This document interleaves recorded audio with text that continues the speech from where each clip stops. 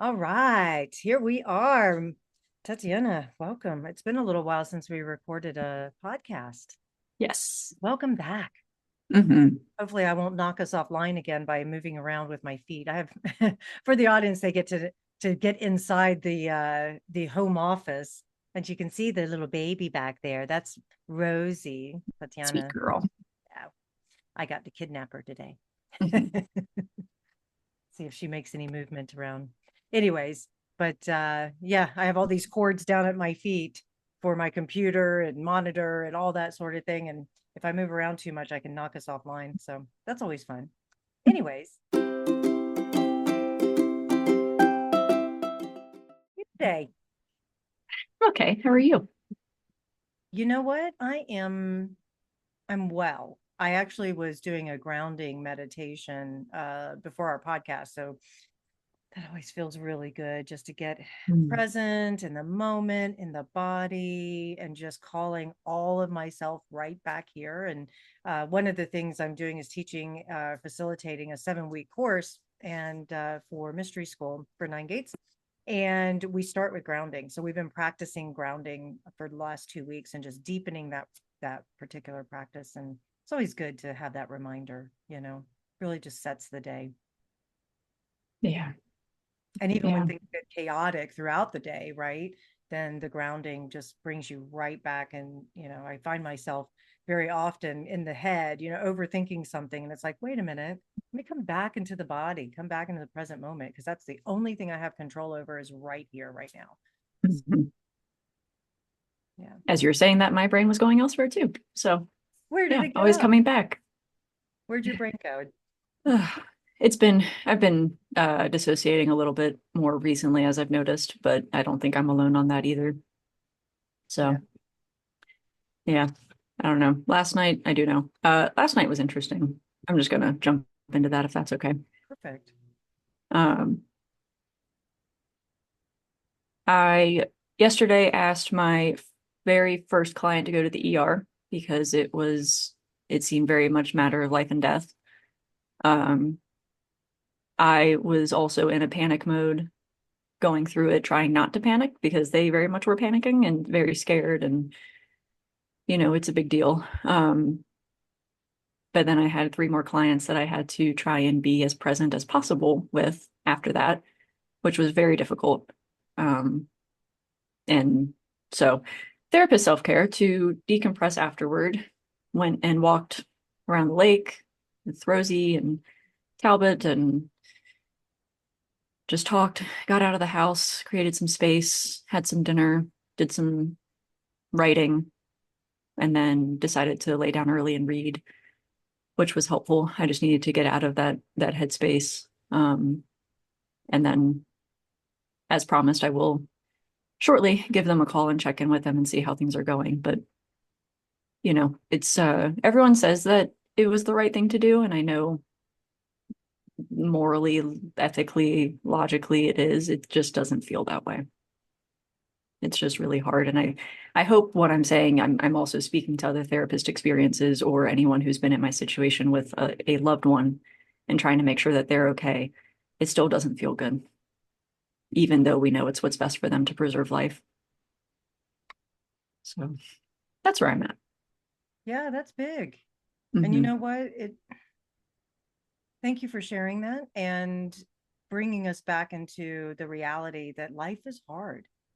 Life is hard. It doesn't have to be hard. We don't have to make it harder or more difficult by adding in our stories, our telenovelas that we write in our heads, things like that, or overreacting and creating, all kinds of turbulence in the force, if you will. But when something like this shows up, it is hard. And I think, that's the hardest part about our jobs is we care so deeply about our people that we work with, our clients, Hmm. patients, whatever you want to call that label.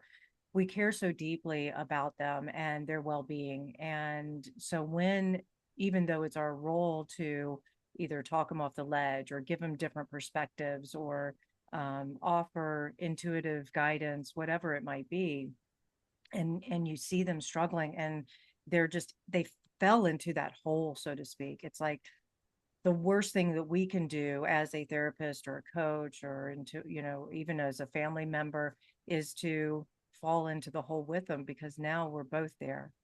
And so who's going to climb out, right? Mhm. Who's going to help hold the rope or whatever?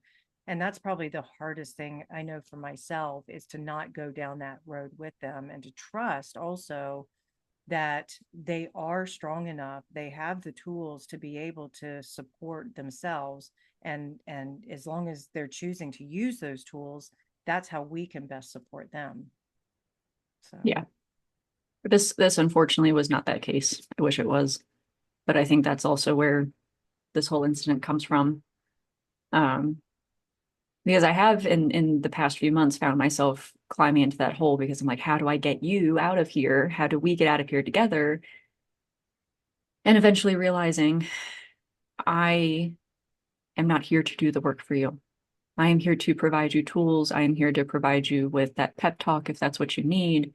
And if you again choose to use it, that's perfect. However, this person was not.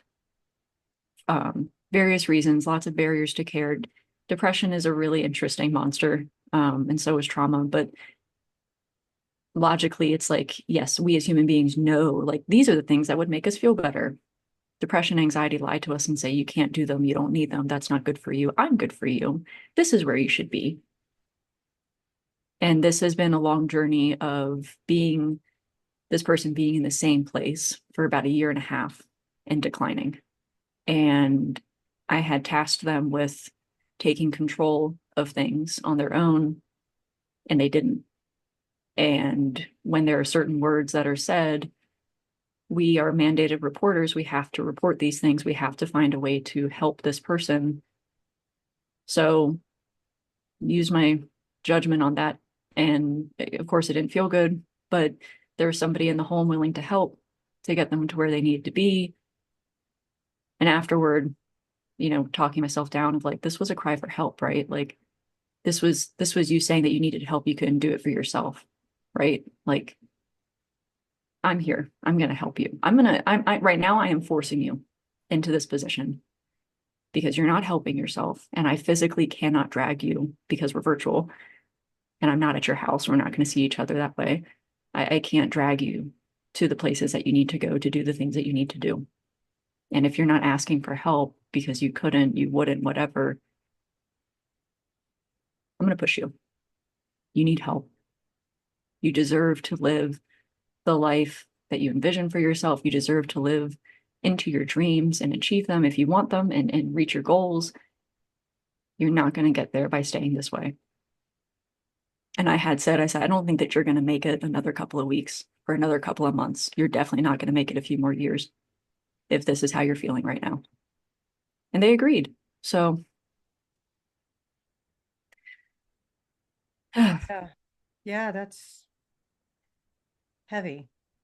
And, I think the other piece for us as the professionals is also our egos have to take a back seat, that we can't always maybe make the right choice or decision. Maybe, I mean, we won't know. We have to do what's ethically right. We have to do what we believe inside of us is right.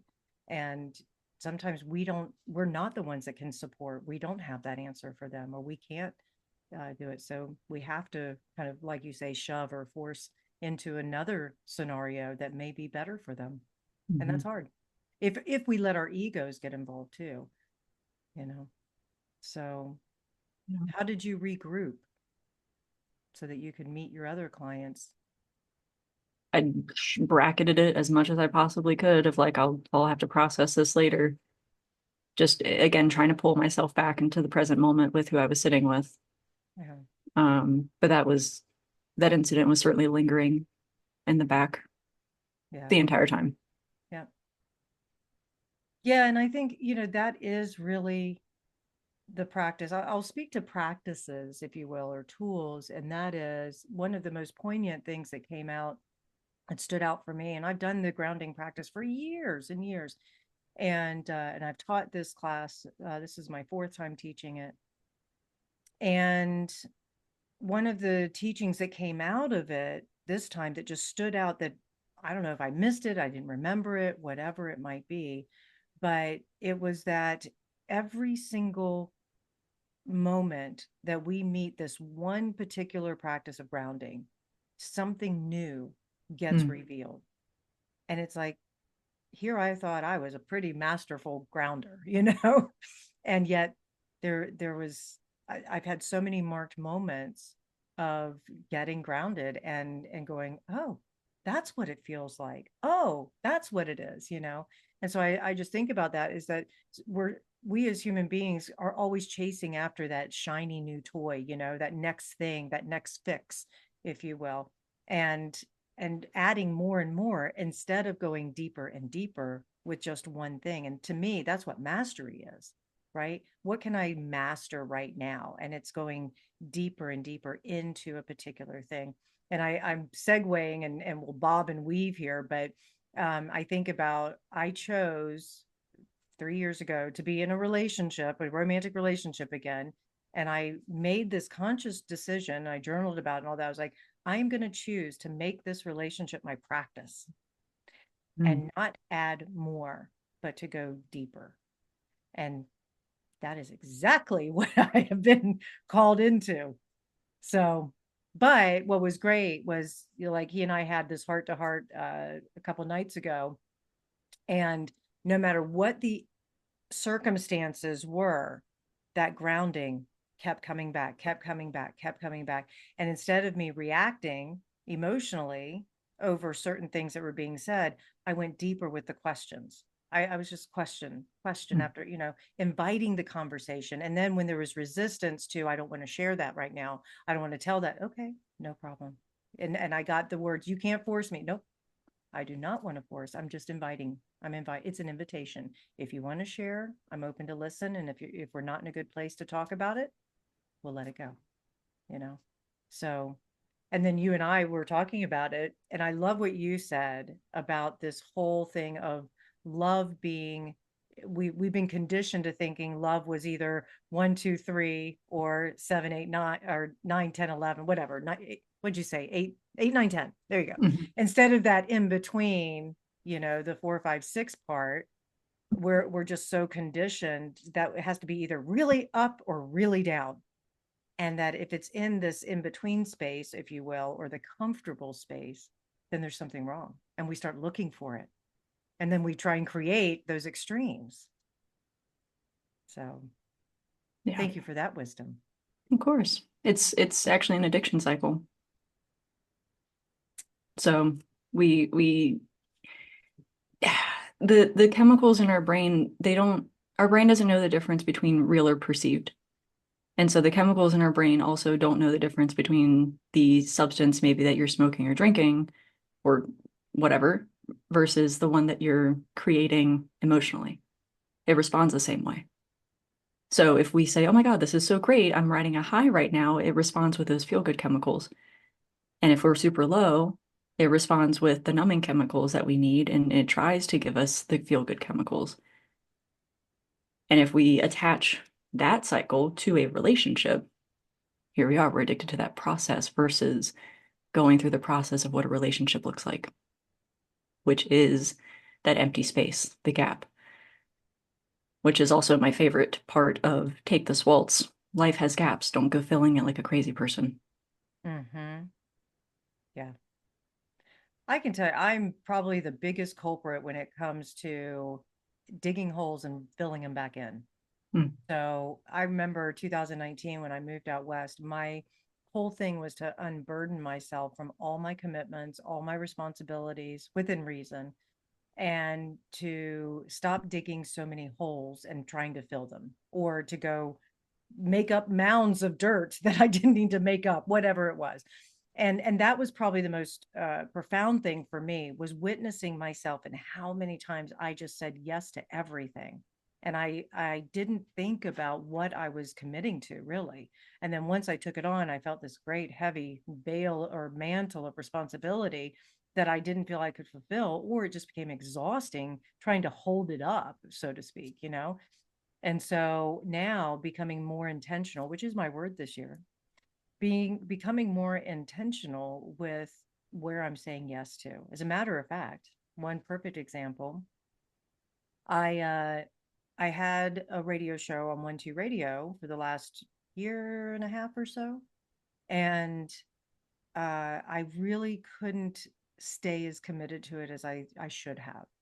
And so at the end of this last year, I was like, well, you know what? Maybe I'll move it to another day and time. It's a pre-record, I'll be able to find time to do it.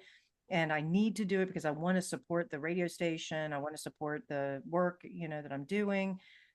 And yesterday I'm sitting and I'm grounding and I'm just being quiet and really listening to my own inner wisdom and asking myself, does this still serve?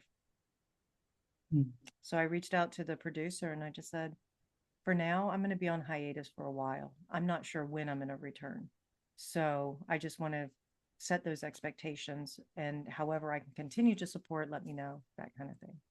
So yeah, I'm taking a break again from radio, and part of that is because I need to be able to produce something, some content for me personally.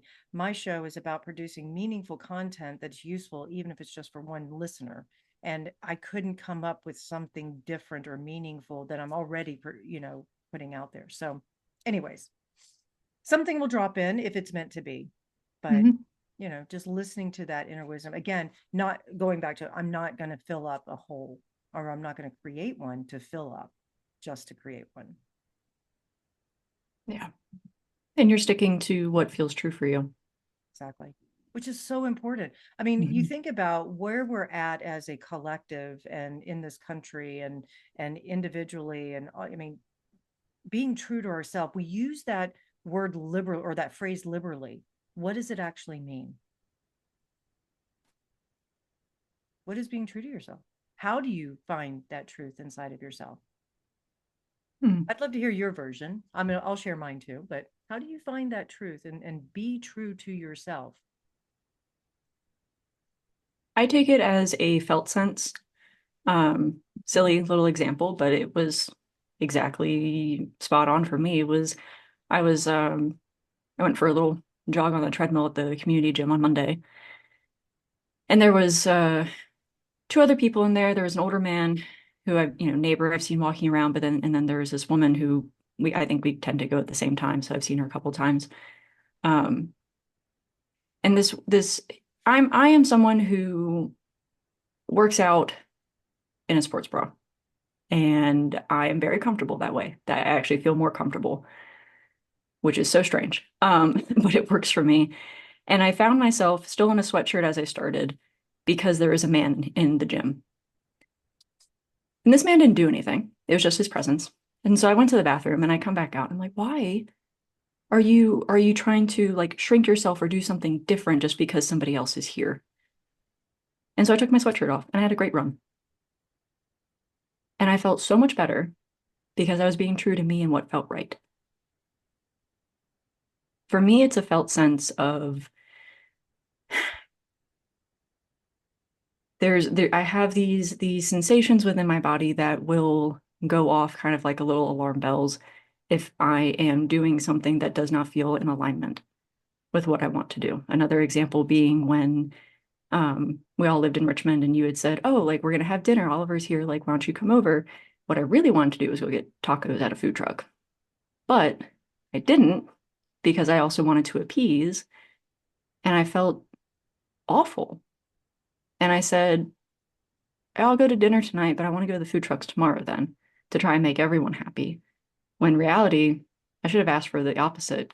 I would like to go to the food trucks tonight. Can we do dinner tomorrow?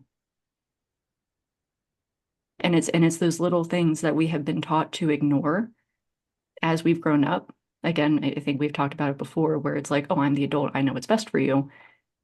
To a point, you do. You know what will keep me safe, but not necessarily what is best because as a kid, we're also still finding that out.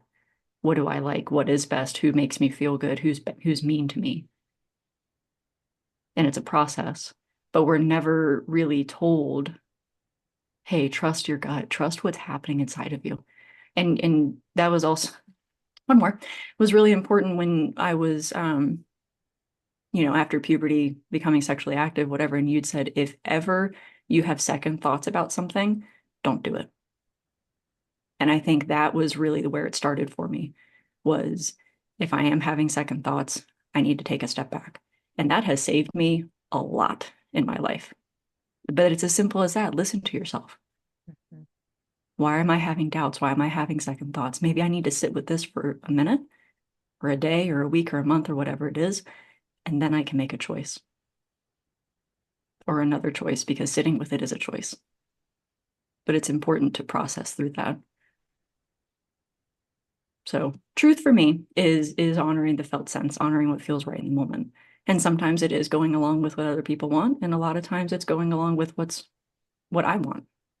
Kind of like last Friday when you were basically my bitch for the day. Hmm. Joking, you're not my bitch, but you know what I'm saying. Right. Where you were at the mercy of me driving you around, and then I was like, oh, I got to go back to the house and do this, and so you're just gonna have to come with me. I'm sorry, I can't take you home. Yeah, It is what it is. And we have those days. yeah, yeah. Well, yes, and what I love so much about this is that we as human beings have gotten so far away from our roots. What are our Hmm. roots? Our bodies, especially in the spiritual community that I revolve in. It's everybody's wanting to be in the cosmos, wanting to connect to the ethers and the other extraterrestrial beings, and all the, and even intuition. And it's like, you have to be in the body first. That's why Nine Gates resonates so much with me, was Hmm. because we practice and we have teachers that come in and constantly bring us back to the ancient wisdom traditions, indigenous cultures that continue to perpetuate coming back to earth. And that Hmm. doesn't mean that we can't connect to the ethers, but without that grounding, without being in that body, then we will disassociate. We will be in all these other realms and worlds or whatever, and it won't, our reality, our perception is going to be very skewed. It's not going to have a place to land either. When we receive information from, let's say, the ethers or whatever, we're in meditation and we're wanting to, you know, get, I don't know, intuitive answers or whatever, it has nowhere to land Hmm. if we're not grounded and we're back in the body. And that's exactly what trusting ourselves comes back to. Because at mystery school, we teach the grounding starts at that tap root at the base of the spine, right? And really connecting deeply with Mother Earth and feeling her vibrations. Because when we can attune to those vibrations, then our body also tunes in. And now we can be, like I said, gathering all of ourselves, being fully present. And then as we move through the spine of the body into the belly center, that's where our truth is located. It's where connection and healing and sacredness is, right? And so without being grounded, we cannot stabilize our truth. Now we're in our body. And just like you pointed out, we're listening.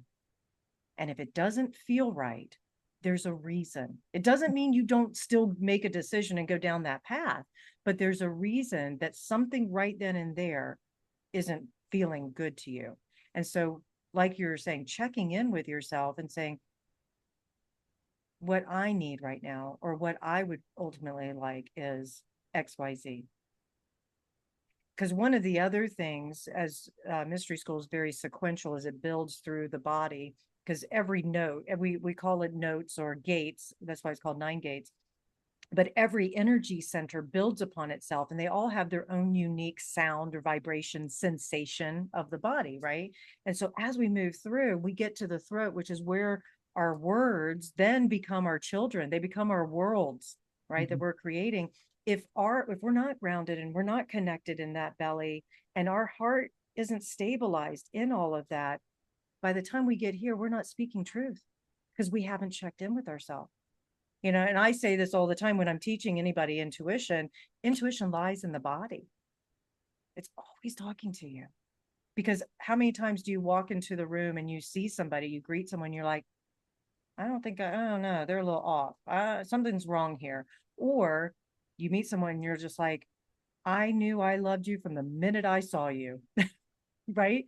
So you can Hmm. tell that energy field. Or even, perfect example for anybody who's just, not picking up on the woo woo stuff, is that when you're physically in good health, you walk out in the world and people are just like, Yeah, I mean, mental, spiritual, physical health, everything's on alignment.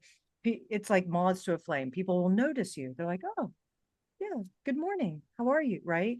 When you're ill, when you're physically ill, people will say, you look ashen. That's the body and the energy. And so it's very similar than if you're meeting somebody who isn't grounded. It's like, oh, okay, something's off here. They're a little too woo-woo. Right.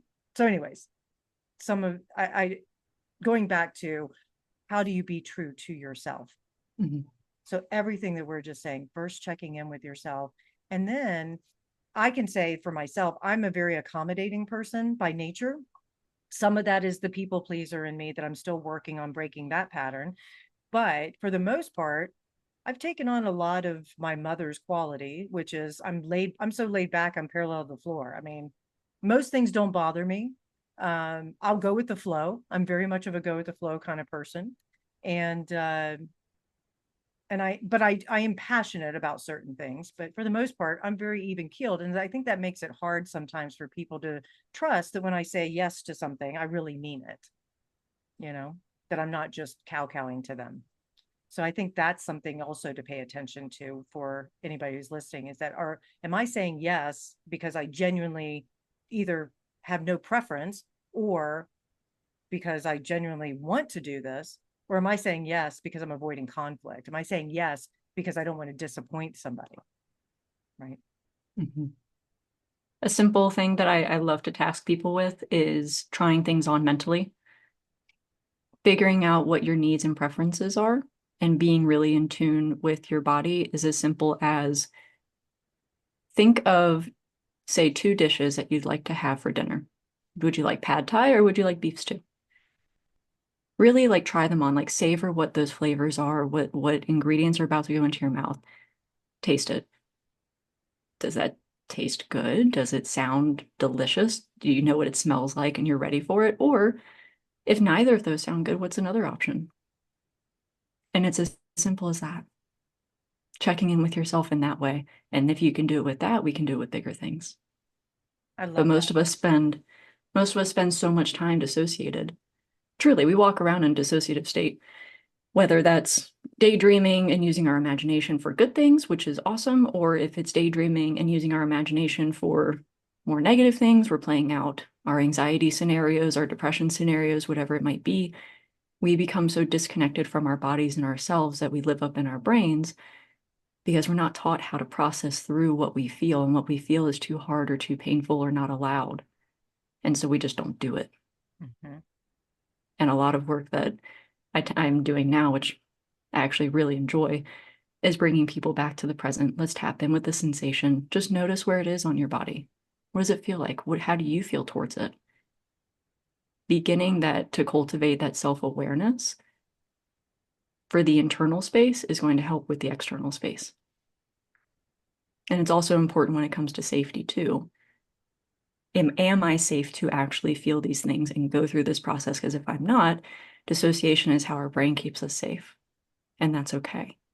But at some point, hopefully, we get to the space of I don't have to deal with whatever the situation, person, thing is, and now I can actually process through it. We're not always afforded that opportunity for various reasons. But if it shows up, big fan of taking advantage of it because it Absolutely. is so powerful. Absolutely. The body is always talking to us if we can just slow down long enough to listen to it. Mhm. And I'm preaching to the choir when I say that because everyone knows I move from point A to point B faster than most everybody. And I have been learning and it has been my great desire to learn how to master slowing down. Mm. So, because I can process information just like that and then disseminate it just like that. And it's like, okay, I got it, moving on. And I miss the sweetness of the pause, the sweetness of just being quiet for a moment because it's in the silence where everything is accessible. And then checking in again, coming back, like you're saying, to the body. I have to say, I'm guilty using the food example. I'm guilty of not being true to myself. Mm. The other night, my beloved decided he wanted sloppy joes, Mm. Chili on a bun. chili on a bun with cheese whiz, processed cheese.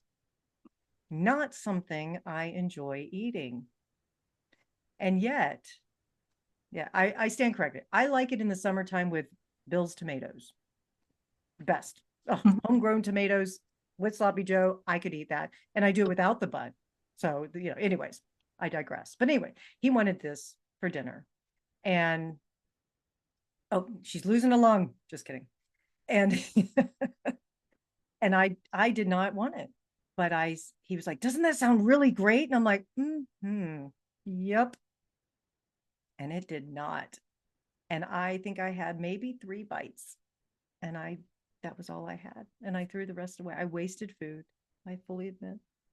Anyways, it was just one, and I'm not punishing myself. It's a silly example, but at the same time, what you're pointing to is those little things are opportunities to practice, because when the bigger things show up, like, hey, do you want to get in my car, little girl? Mhm. No.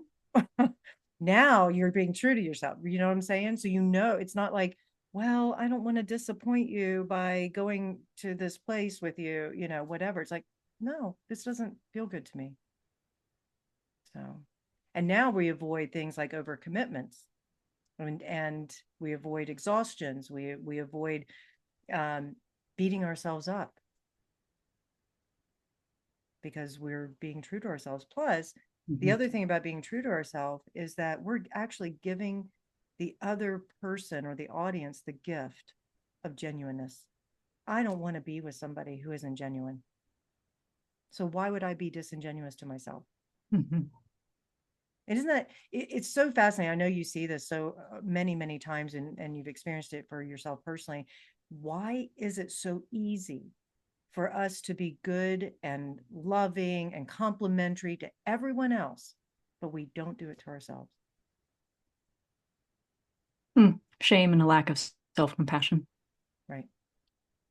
Yeah, shame is always internally directed. It's always, what did I do wrong? Why am I so bad? Why am I not good enough? How do I make everyone else like me? Or can I be good enough to other people or deserving of love? So on and so forth. And so it's very other focused. And it's not until we are able to work through our shame and or even just cultivate a relationship with shame and walk with shame and learn about it and understand what our shame means for us and to us, which shame is a protective mechanism. And I have a newfound love and appreciation for it.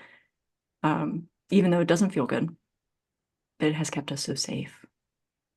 Any pattern that has shown up, whether that's trying to be perfect or overachieving to, prove our worth. Like, can you see me now? Look how good I did. If it's resorting to substances or dissociation, all of these are mechanisms in an attempt to keep us safe. And so it's easier for us to say, because we tend to learn it when we're kids, it's easier for us to say, I'm the bad person, because we don't want to think that our caregivers, our grandparents, teachers, peers, whatever, are the bad ones. It's not a mental state or capacity that we have as a kid to say that the other is bad, because they're supposed to be the ones who are all knowing, right? Our first gods, our first loves, they're all knowing, they know what's best for me. And so if they yelled at me, that means I did something wrong. Mm-hmm. If they hit me, I did something wrong.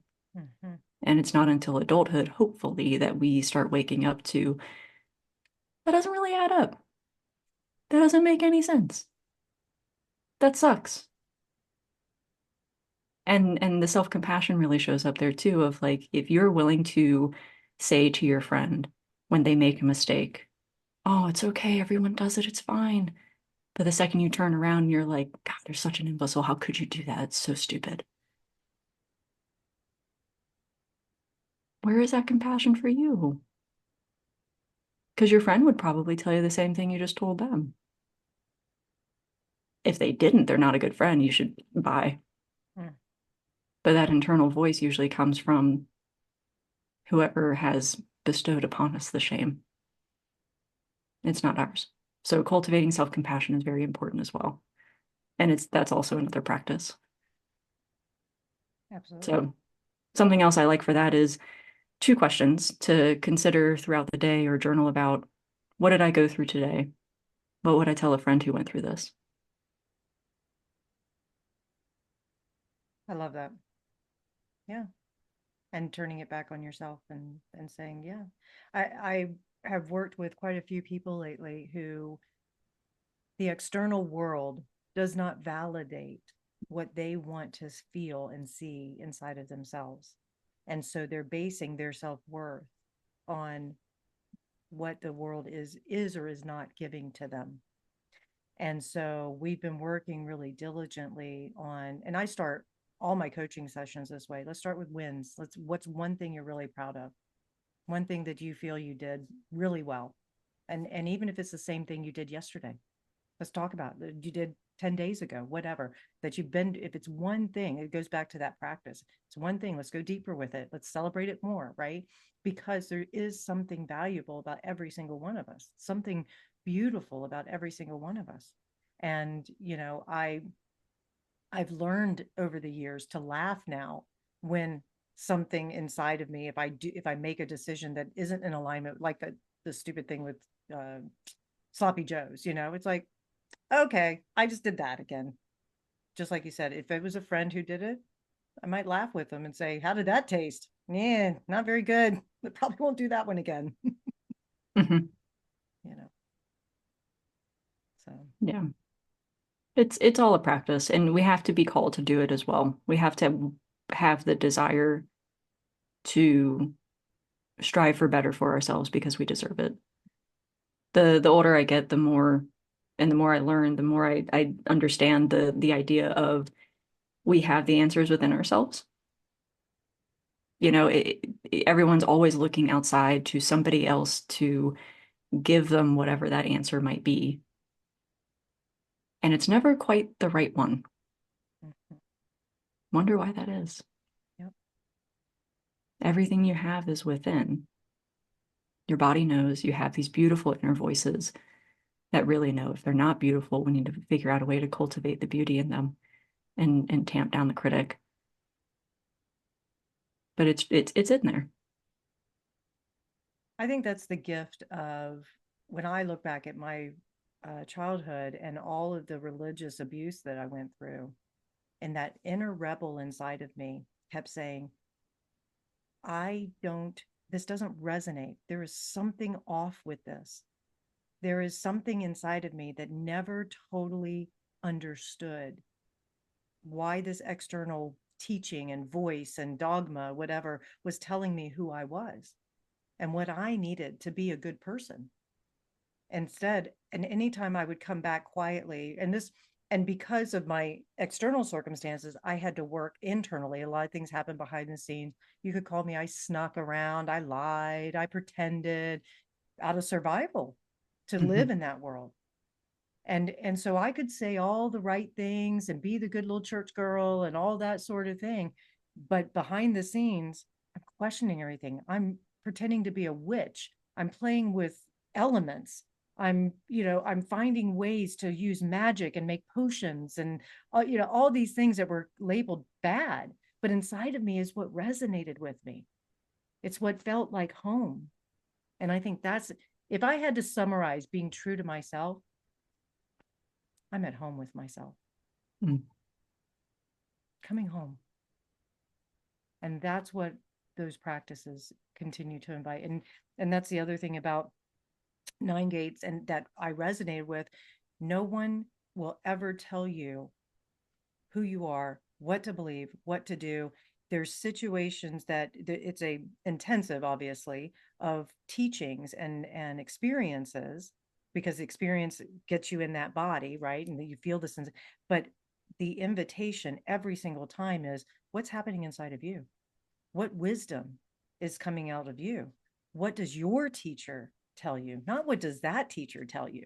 What is so if that teacher is saying something or you're having an experience here, an initiation, whatever it is, what's the teacher inside of you telling you? I don't want to do that initiation. Okay, good.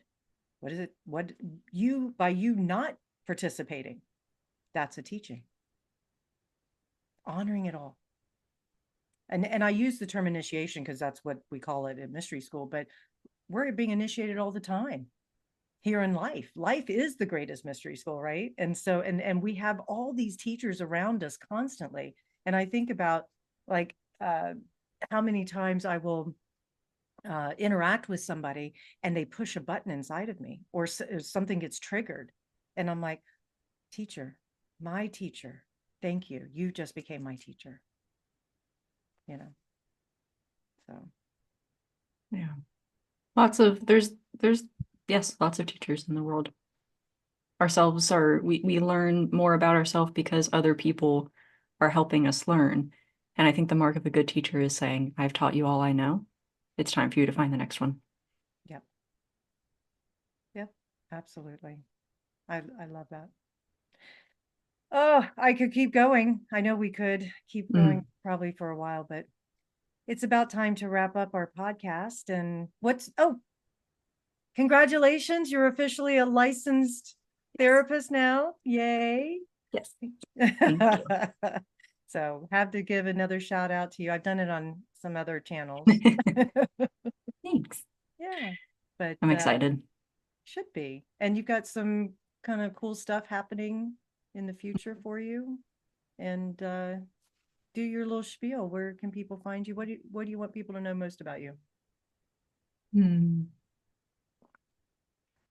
I think you're probably the one who said it, that I am amazing with sitting with people's pain. And when when I heard that, I was like, you know what? Yeah, she's right. I am. I am. I'm a good listener. I am observant. And it's important for me and really an honor for others to be able to not only share, but feel safe enough to share how they're feeling, what they're going through. Um, and that's also really a big part of why I really enjoy working with grief and trauma, those two specifically, um, because it's all pain, but it's also beautiful to me.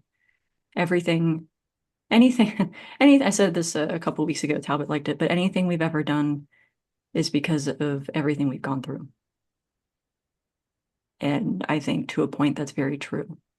We have a lot of turning points in our lives that have asked us to pivot or put us in a different life path, made us feel a certain way. And now here we are, we're doing that thing in spite of or because of this thing that we went through.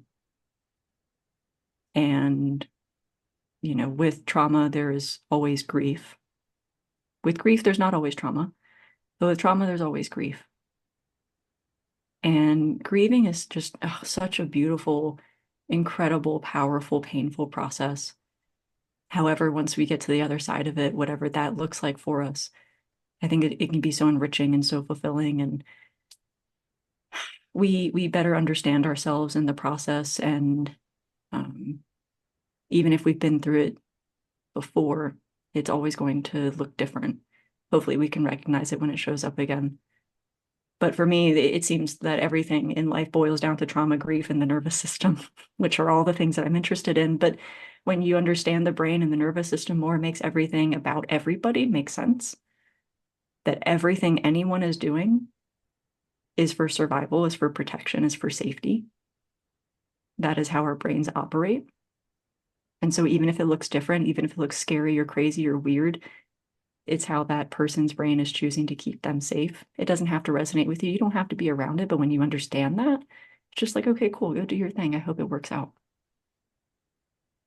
So grief, trauma, nervous system, brain, those are my favorite things to work with. I am only licensed in the state of Virginia for now. I don't know what the future looks like as far as licensing elsewhere, but if anyone's looking for a therapist in Virginia, I'm on Psychology Today. Pathwaysfcs.com is our practice site, and we have a lot of wonderful therapists there as well. With, of course, other interests and topics that aren't necessarily mine. And of course, I work with other things as well, but those are the things I love to work with. So, yeah, a little about me. Love it. Thank you. Thanks. And everyone, you can find me at jamiedawn.com when to listen. And of course, I am a big ambassador, supporter, and I am the staff director for Nine Gates Mystery School. If anybody's interested, because I mentioned that a couple of times today, you can go to ninegates.org, and it's you spell out nine, N-I-N-E, gates.org. So thanks everybody for listening and watching. Not far was, what do we call ourselves? Far from the tree. We got there. We'll get there eventually, you know. I know I could dub this or edit it and make it all professional, but you know what? This is just us. We're And human. we exactly. And we want other humans to know it's okay to flub around a little bit with our words. So anyways. All right. Thanks, girly. I love you. Thanks Love for you this. too. All right, you guys. Thanks for listening and watching. Like, Thank you. subscribe, share. Take care, everybody. About here in this post, but it's a branch off of emotional immaturity, and maybe that's a better way of saying things. Emotional immaturity is a lack of emotional development, right? We get